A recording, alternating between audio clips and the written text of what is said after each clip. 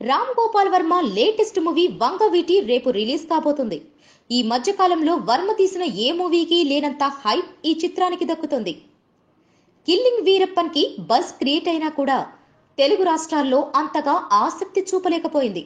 కానీ వంగవీటి విషయంలో మాత్రం 25 క్రితం లోకల్ పాలిటిక్స్ ను బేస్ చేసుకుని తీసిన సినిమా కావడం, బెజవాడ రాజకీయాలు, రెండు ప్రధాన కులాల మధ్య ఘర్షణలు కాన్సెప్ట్ కావడంతో ఈ చిత్రం ప్రకటించినప్పటి నుంచి సెన్సేషనే. ఇప్పుడు ఆ మూవీ ప్రమోషన్స్ లో భాగంగా వర్మ ఆసక్తికరమైన కామెంట్స్ బోలెడన్ని చేస్తున్నాడు. వంగవీటి రంగా హత్య జరిగినప్పుడు నేను దగ్గరలోనే లేను, కానీ దేవినేని గాంధీ మర్డర్ జరిగినప్పుడు 1500 గజాల దూరంలోనే ఉన్నా అన్న వర్మ 26 ఏళ్ల చరిత్రను 2 గంటల్లోనే చూపించడం అసాధ్యమని నాకు తెలుసు.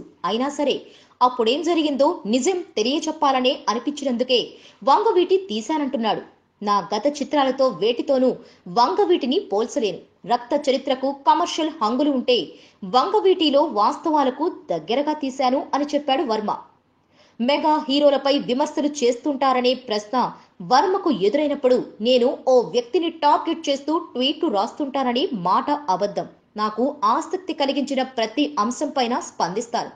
సుప్రీంకోర్టు నుంచి మోడీ వరకు, డొనాల్డ్ ట్రంప్ నుంచి దేవుడి వరకు ఏ విషయంలో అయినా నాకు అనిపించినది రాస్తుంటాను అని చెప్పాడు Varma. Please subscribe. Hi, it's me Purna. Please subscribe.